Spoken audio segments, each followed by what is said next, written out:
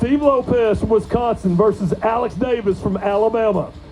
The showdown on the Mississippi River in Lacrosse. Looking for 15-3. Alex Davis has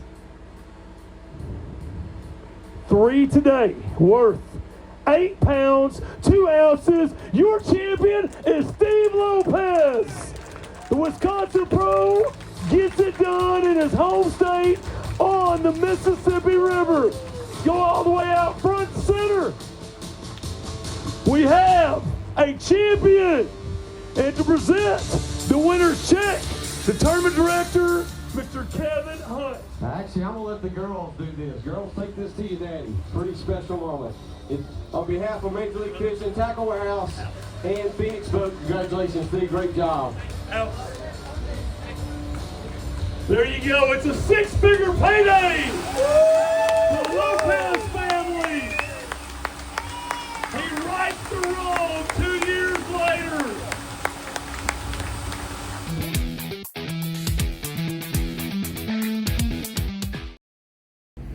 Welcome back to Mark Fisher Outdoors, everybody. I'm Mark Fisher, but this is the guy, Steve Lopez.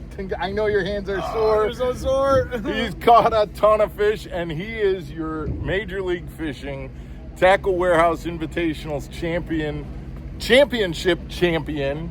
There it is, the hardware. We're here in Lacrosse, and congratulations. I am just so... And we got to start by talking about the story, the journey, because this journey didn't start a week ago during practice. This journey literally started right here in this parking lot 2 years ago. Yeah. When you came in second to Matt Steffen, and I was here that day too. Yep. Talk about that journey and what that was like. Yeah, 2 years ago we rented our house, bought a camper that's back there. I don't know if you can see it. It's nothing special. But my family and I hit the road. Went on the road. Committed to this thing full time and took second place and kind of catapulted me and got a little bit of confidence to do this thing and to be successful at it. And the last 2 years I had a second at Okeechobee, some close calls, some top tens, but kind of also just struggled sometimes, middle of the pack finishes. And this season, I know, we talk every tournament. Every tournament. And this season, you were having a solid season, but look, St. Lawrence, you didn't know whether you were going to make the championship. And all year, we knew that you wanted to get back to Lacrosse. And what you ended up 35th out of 30. They took 36, yep. And you ended up 35th to make the championship. Yep. The story isn't over there. So now let's move this story to this week in practice. How did practice go? Did you feel like you were in a good position? What were your thoughts going into practice? Yeah, I thought I had some special fish in practice, and they were there. I mean, they were there.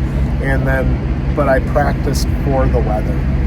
I found those fish, but I knew what was happening. I knew the water was going to drop. I looked at the projected water level drop, and I knew those fish, along with 30, 40 miles. We had some crazy wind on our off day and the third day of practice, and I knew those fish were going to be gone.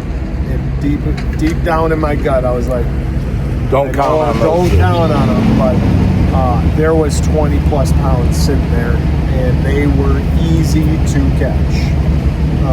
But I practiced and found stuff where I felt the fish were going to, and I didn't think it was that good.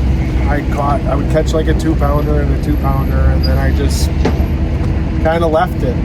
Made 4 casts. I was like, marked it, and I had like 6 spots like that, and I rotated through those spots for 3 days, and the one the one spot today where I caught a couple, and I caught a 4 there yesterday and a 3/8 there yesterday, and I left. I was like, I got 16 pounds in the top 3, and I went there today. And I mean, silly. you had to have caught 50 to 70 fish today, if not more. I don't know what I caught, but I caught a lot. Based on your hands. Oh, yeah.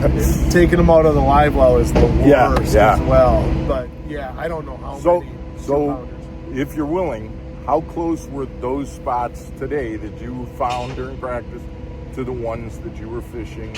Are they the exact same spots that you were fishing 2 years ago when you and Matt were? No, they were close to where Matt was fishing because there was so much current. Yeah. There was current rolling through this place, and that was kind of the back side of it. So those fish want to be in current, but not the type of current they were pulling. They were pulling 50,000, 60,000 during practice. Yeah. And literally you're spot locking it. It's, to even, and I was like, man, these fish don't want to be in this much current. So I found little holes along the grass where they could set up, and I marked them all. And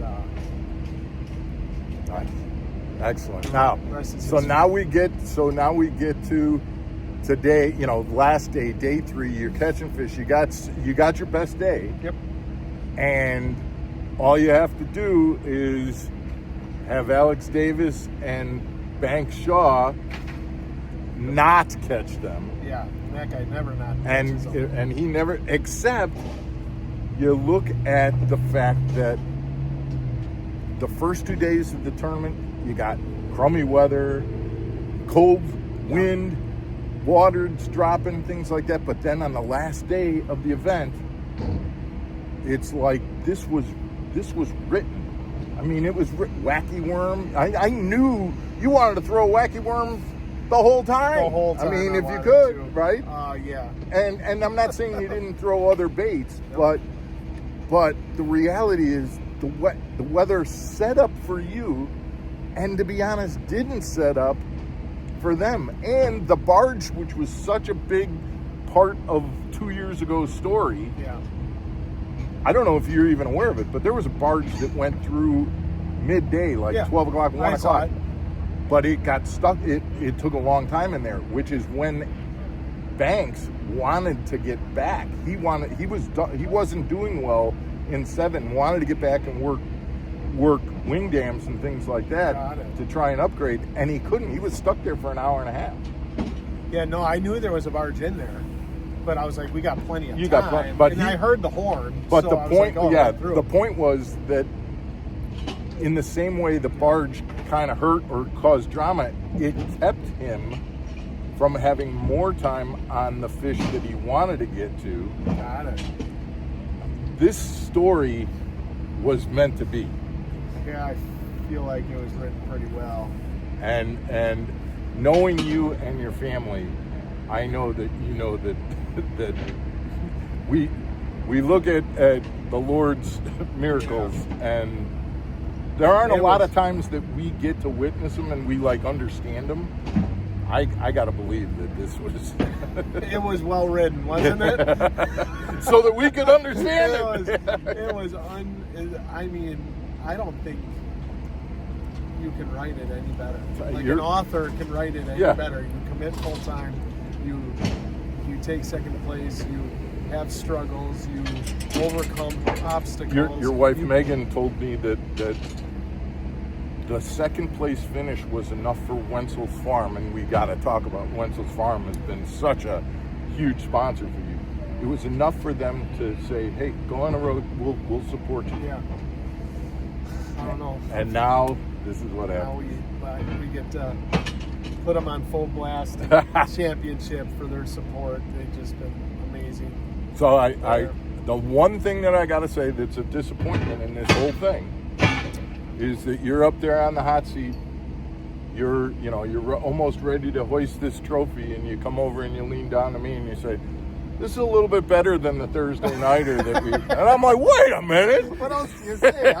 You asked me how I was feeling. I go, "It's a little better than the Thursday nighter we won last week or 2 weeks ago." Well, congratulations! I couldn't have happened to a better guy.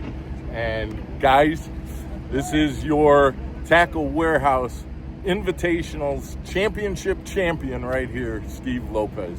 Thank you for tuning in. We will see you again tomorrow for another episode of Mark Fisher Outdoors. Take care, everybody. It was good. Excellent.